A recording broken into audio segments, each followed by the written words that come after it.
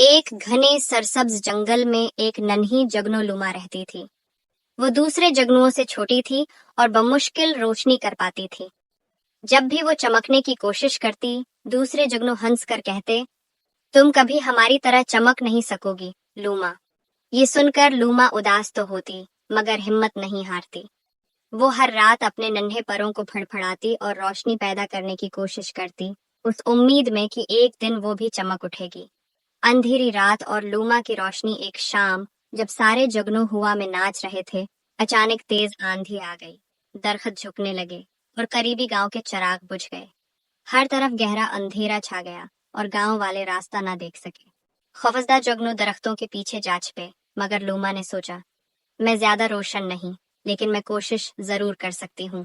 وہ بہادری سے گاؤں کی طرف اڑی اور اپنی چھوٹی سی روشنی جگانے کی پوری کوشش کی۔ پہلے ہلکی سی چمک آئی، پھر کچھ اور پھر ایک خوبصورت روشنی چمکنے لگی۔ ایک بچہ خوشی سے چیخا، دیکھو، ایک ننھا جگنو ہمیں راستہ دکھا رہا ہے۔ یہ دیکھ کر دوسرے جگنو بھی ہمت پکڑ کر لوما کے ساتھ شامل ہو گئے۔